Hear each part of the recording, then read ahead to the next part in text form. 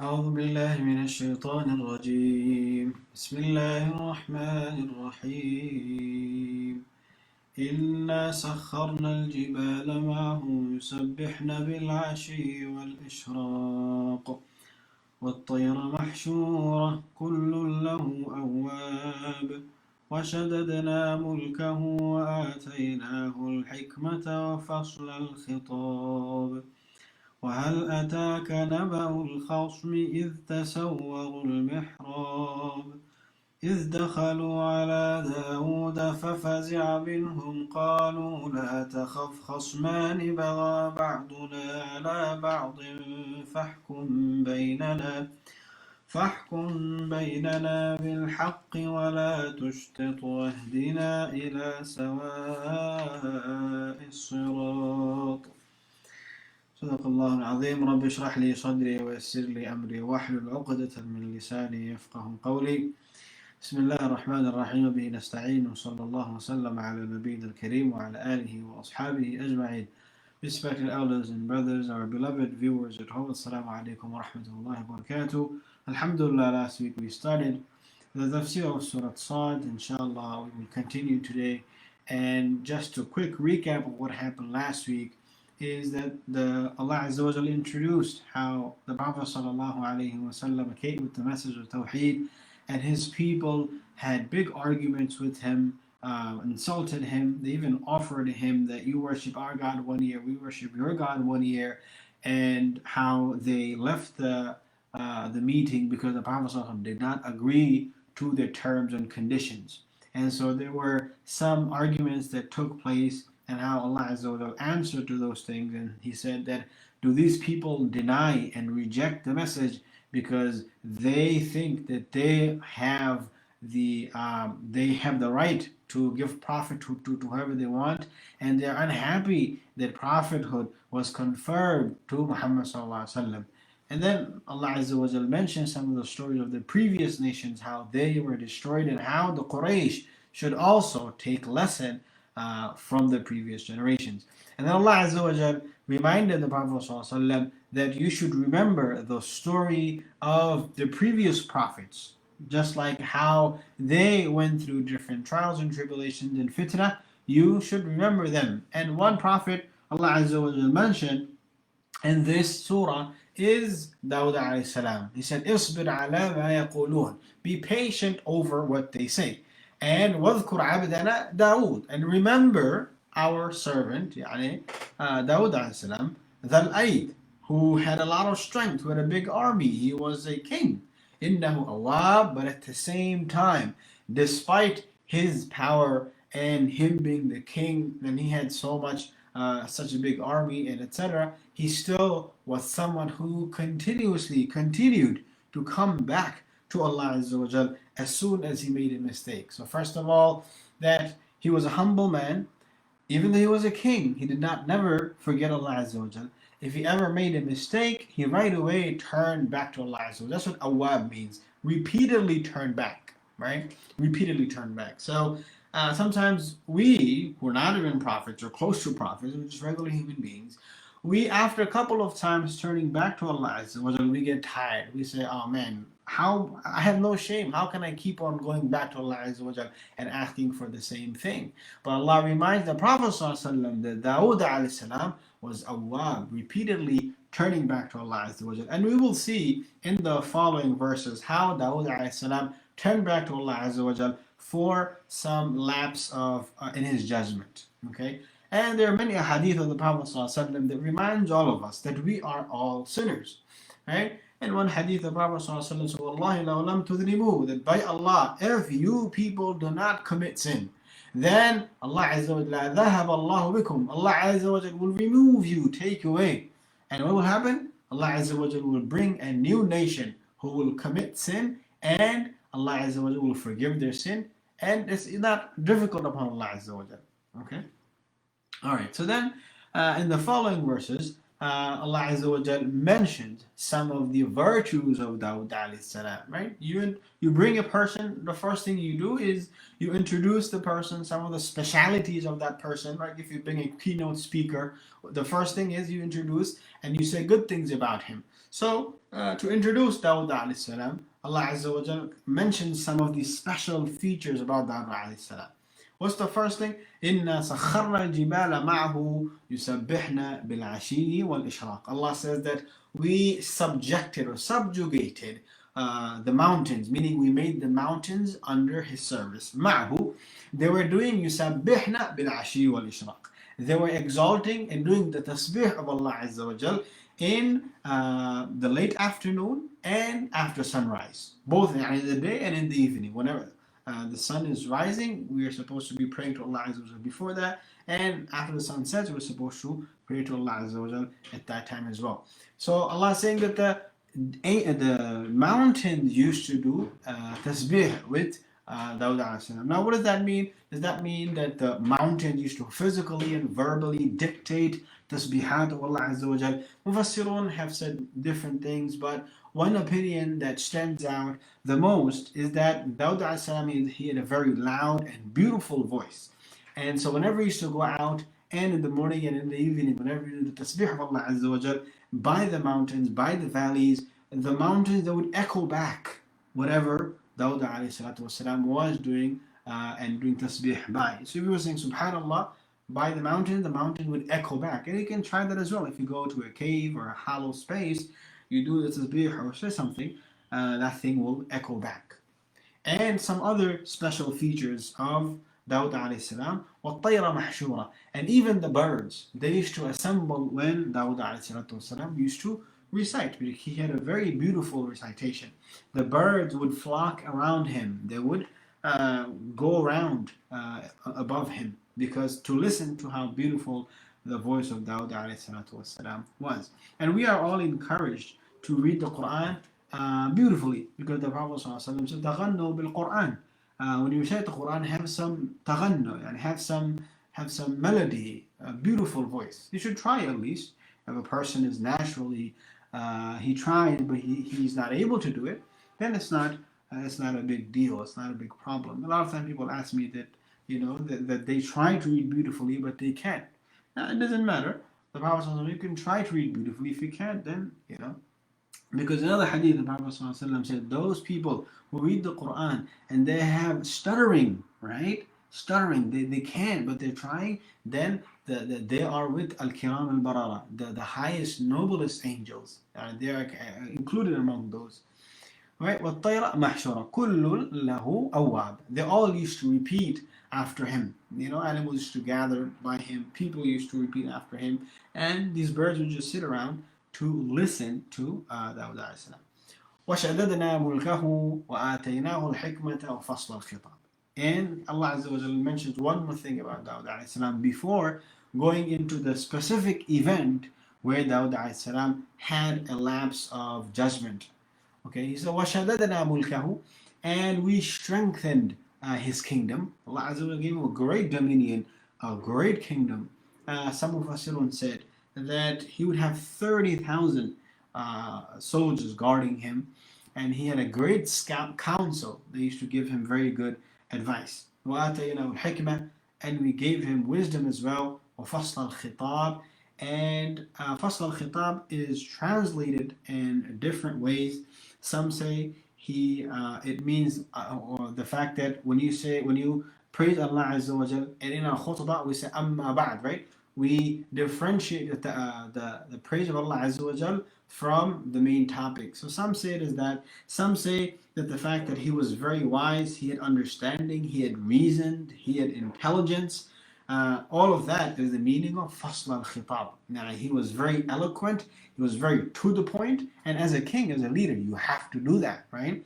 That's why world leaders, no matter how powerful they are and what country they come from, if they come to the United Nations, or if they're giving a big talk and a big speech, what do they talk from? They talk from the, what do you call that? What do you call that? There's a screen in front of their face. From the TV, we can't see it because it's see-through. But if you ever notice, they have a little black slate in front of them. And they look from there and they read from there. Right? So as a leader, as a king, you have to be very eloquent, and you have to be able to be very decisive and know exactly what you're saying. So Dawud alayhi salam, he was given that, obviously, even though they didn't have a teleprompt. That's what they call it. Teleprompt, the screen in front of them. Even on news, when you watch the news and the anchorman and the anchorwoman, how are they so fluent and how are they so, very specific with their wordings? Because the camera that they look at, on the camera, on the lenses of the camera, there's a teleprompter, and they just read from there. And in front of them, they just look at it at first, but you get the point. So Dawud alayhi salam, he was given that. And he was an ideal leader who everyone accepted, and he had no lack of competence in anything that would make him less of a leader. So that's just an introduction about Dawud alayhi salam. Now remember, in the beginning of Surah, there were some disagreements between the Prophet ﷺ and his people. Here, Allah Azza wa Jal mentions an episode and an event where there was a disagreement between Dawud ﷺ and his people. So, وَهَلْ أَتَاكَ نَبَأُ الْخَصْمِ? Did Allah Azza wa Jal asking, has there come to you the news of the two parties, the two people who argued? And hal here it doesn't give the meaning of a question, but rather definitely the story has come to you of the two people who argued. And when did this happen? إِذْ تَسَوَّرُوا الْمِحْرَابِ, when they both climbed over the wall of the mihrab.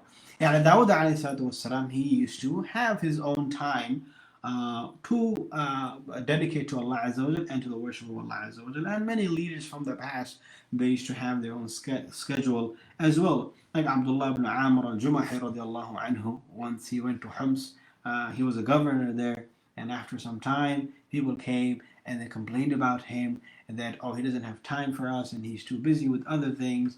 And then Umar radiallahu asked him, what is the matter, what is the problem that at night time you can go and attend to the people? So he said that, yeah, Umar, I don't want to tell you guys publicly about my private worship, but because I'm put in the spot, I have to tell you.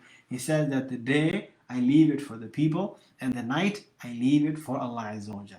For all leaders, pious leaders, they used to have their own time for worship of Allah Azza wa Jal.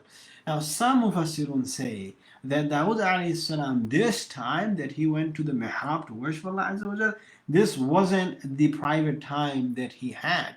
This was actually the time he was supposed to give to the people. But maybe somebody wasn't there or no one was coming. He just went and he's like, let me just pay 2 rak'ah salah, right? Sometimes you go to a government office and government building to get some stuff done, and in those sectors, people just sit.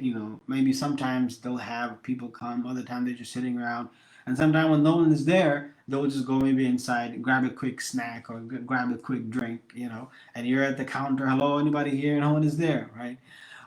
Sometimes when no one is around, you just go and grab something. If you go to a hotel, sometimes you gotta call people to come and help you, etc. And there's something very interesting about this, right? Whenever we go to work, right, and we give our time to our employers, let's say we're all employees and we're not employers yet, we have to be very careful about what we do in that time that we are selling to our employers.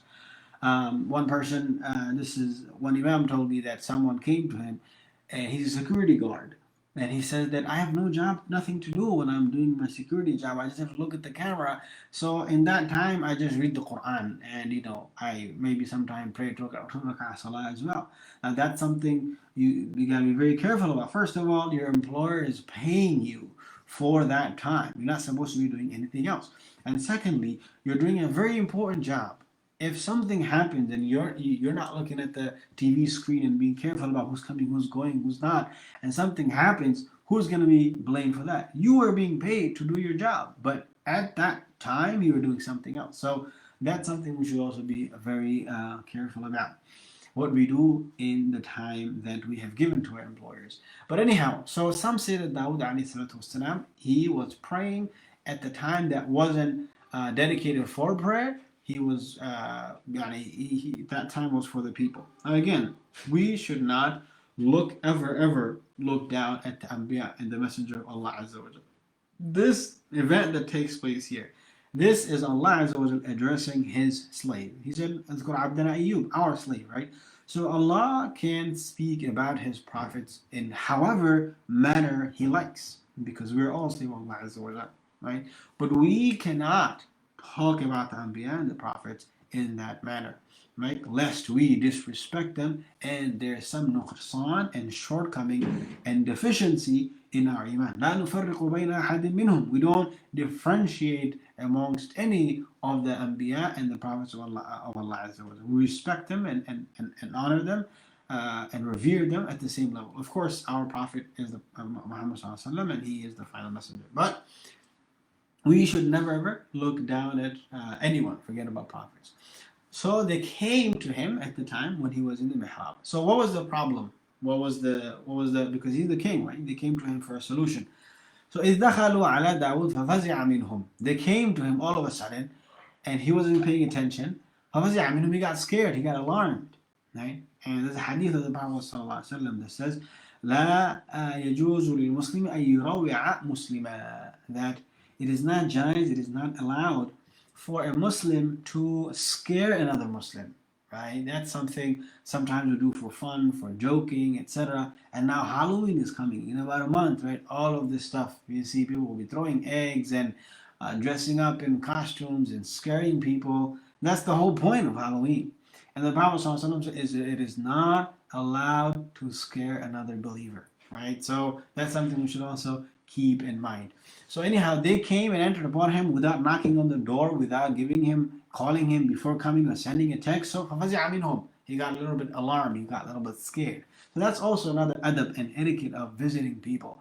You know, now back in the days, there were no phones or messages. You go straight to their house and knock, I'm here, right? But nowadays, you know, before you even call a person, nowadays they text you, brother, is this a good time to call, right? Forget about showing up to their home. So it's courtesy, it's, you know, adab and etiquette and respect to kind of, you know, get permission of people before you take up their time. You don't know where they are at what time. So he got a little bit scared. So anyhow, they said, they said, don't be scared. Khasman, we are just two adversaries, meaning two people who had an argument about something, where bagha ba'duna ala ba'd. One of us wronged the other one. One person went overboard and he did something wrong. So he said, فَحْكُمْ بَيْنَنَا بِالْحَقِّ. So judge between us with truth. Right? You are the judge. وَلَا تُشْتِطْ. And do not incline towards either side. وَهْدِنَا إِلَى سَوَاءِ الصِّرَاطِ. And guide us to the straight path.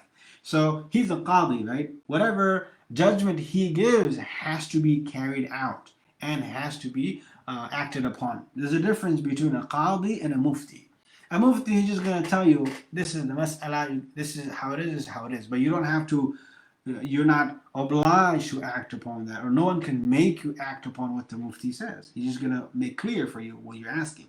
But as for qadi, if he gives a verdict, then you have to not just listen, not just hear what he has to say, but also follow that as well. Ilzam bihi, it's lazim, it becomes mandatory for you to follow.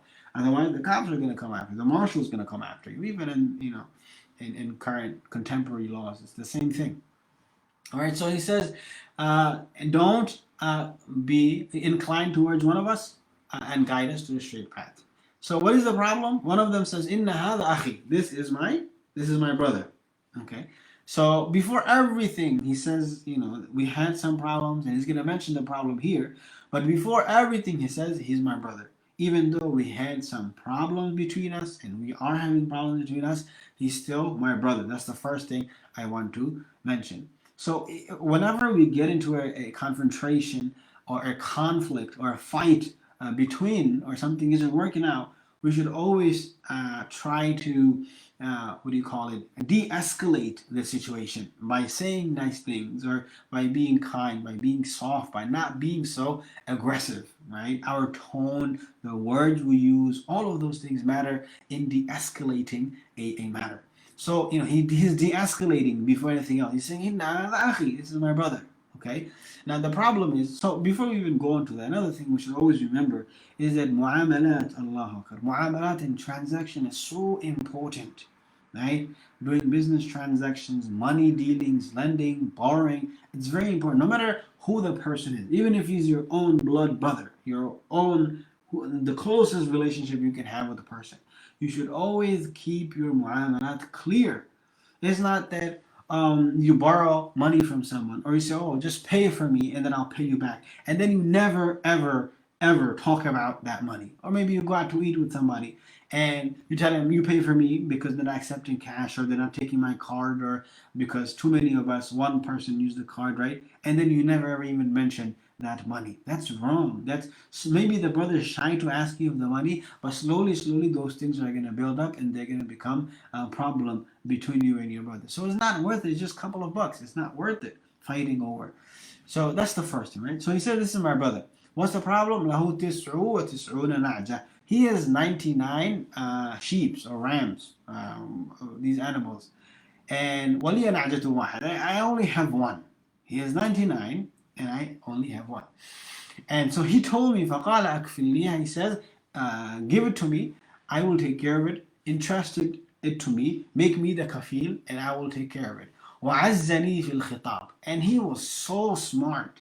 The way he talked, he had the power in his words and speech, and I just couldn't even overpower him. He overpowered me. He was so smart, and the way he just had a way of talking with people. There are people that just have a way of talking. And in any situation, they know what to say and how to talk, and they're very sneaky and sly. It's a good thing. Sometimes it's not. Depends on the situation, right? But he says, look, he just talks too much and he overpowered me. I had no idea what to say. So, Dawud alayhi salam, some people say the mistake perhaps Dawud alayhi salam made here is that he didn't listen to the other person before giving a verdict. Because here in this verse, he gives a verdict. He says, قَالَ لَقَدْ ظَلَمَكَ. He oppressed you. He has wronged you. So some scholars say that perhaps Dawud alayhi salam, the mistake he made was here that he did not wait to hear the other story. Okay, there's some mufassirun say that. So let's say if that was the case, then we should take a lesson that no matter whenever you are made a judge or you are made a responsible person to judge between two people, obviously you're supposed to listen to both parties. And you might say, oh, when does this apply to us? We're not kings, we're not judges.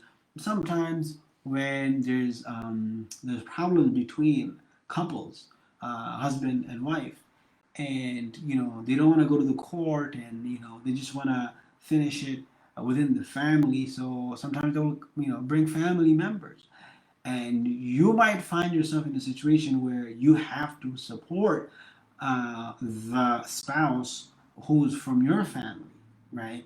So maybe you won't even listen to what the other person has to say, or maybe you will listen, but you won't give it enough thought. You will just take the side of your family. So that would be the lesson we should take if this is the case here. As some Mufassirun say, that Dawud alayhi salam, he gave a verdict before listening to the other brother. So he said, لَقَدْ ظَلَمَكَ بِسُؤَالِ نَعْجَدِكَ إِلَى النِّعَاجِ. He has wronged you by asking you to give him your sheep to his own 99 sheep.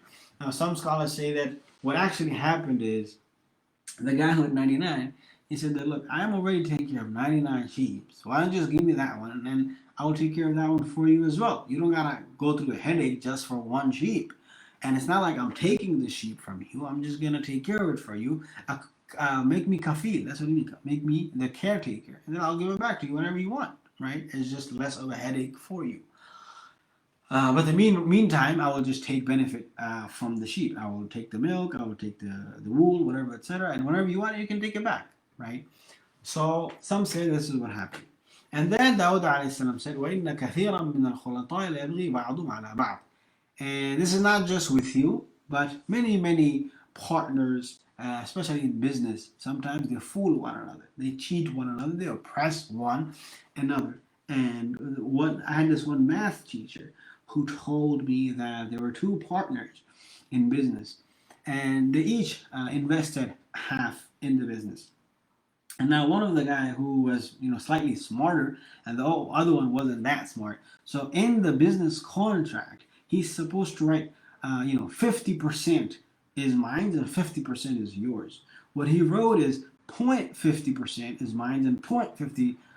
He said 0.50% is yours and the rest is mine. And we know there's a big difference between 50% and 0.50%, right? So it happens. A lot of people who do business together, sometimes they don't care. They will dupe their business partner just because and this is a famous story. he passed away, but it's still mentioned in the news and blogs, etc. Steve Jobs, the founder of Apple, right? He had a partner named Steve Wozniak. He's still alive. So in the beginning, Steve Jobs made a contract with some company that I'm gonna make a software for you. And what he did is he made Steve Wozniak, the other guy, do all the coding and create this software. And he told him that, hey, I sold it for $1,000. Here, you got 500, and I got 500. Okay, that's what he did.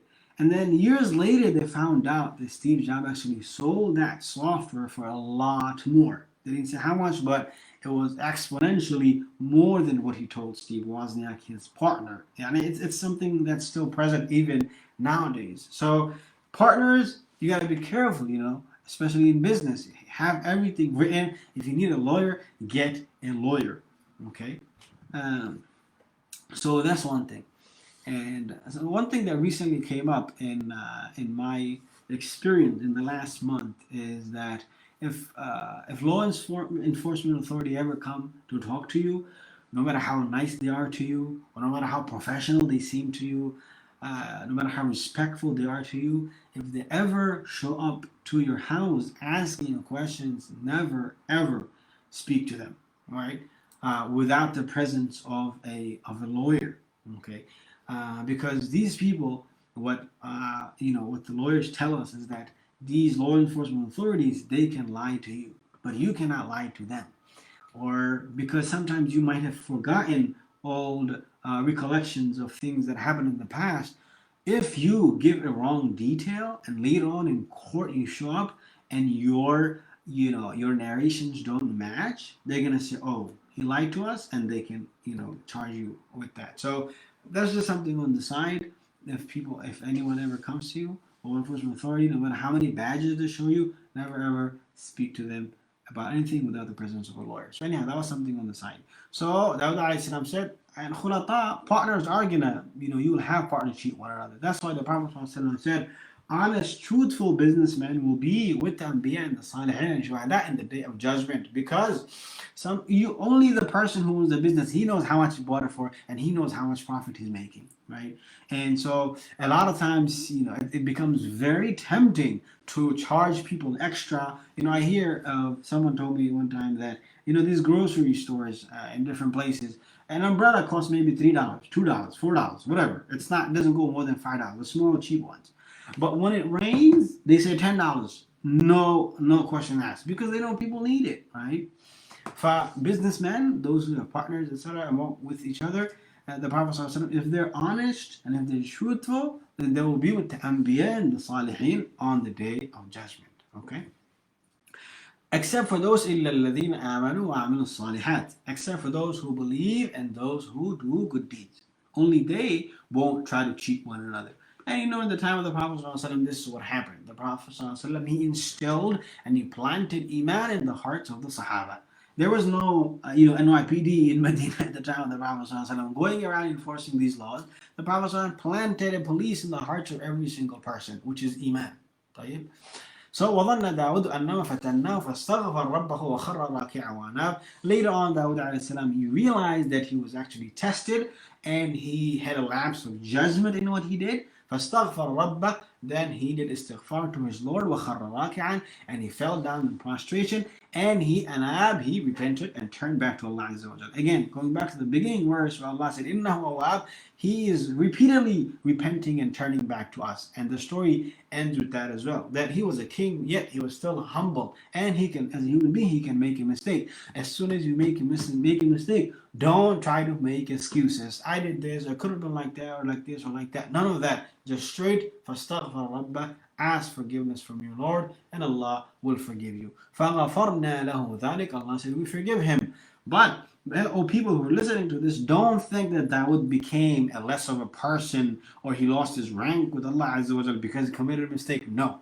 وَإِنَّ لَهُ عِنْدَنَا لَزُلْفَى, he will still be close to us, near to us. وَحُسْنَ مَآبٍ, and he will have a beautiful place of return to us. So asking for forgiveness does not make you less of a person, or does not make you the weaker person. A person who has forgiveness first, he is the greater person and he deserves respect. All right? Inshallah, here the incident with Dawud as-salam ends. So a couple of things we can take from here, that no matter who you are, as human beings, we all have our lapses and mistakes. As soon as we make the mistake, we should turn back to Allah Azza wa Jal. And another thing is that this is Allah speaking about His Prophet. We should not speak about the Prophet in such manner. Only Allah Azza wa Jal can speak about him. And we should, this was also a tasliya and consoling message for the Prophet ﷺ as well.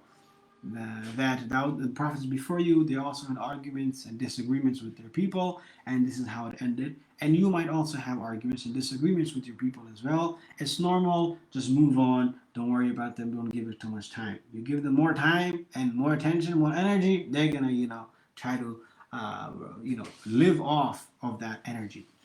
Right? That's why a lot of times controversy, conspiracy theories, the media doesn't give attention to them, because you give attention to these people, they're just gonna be like, yeah, we're getting more attention. They're gonna try to, feed off of that and etc. So anyhow, inshallah, we'll stop here and we'll continue next week if Allah Azza wa Jalla gives us all the life and Allah Azza wa Jalla write this in our scale of good deeds. Allah Azza wa Jalla give us the tawfiq to act upon the Quran and implement it in our lives. أقول قولي هذا أستغفر الله لي ولكم ولسائر المسلمين فاستغفروه إنه غفور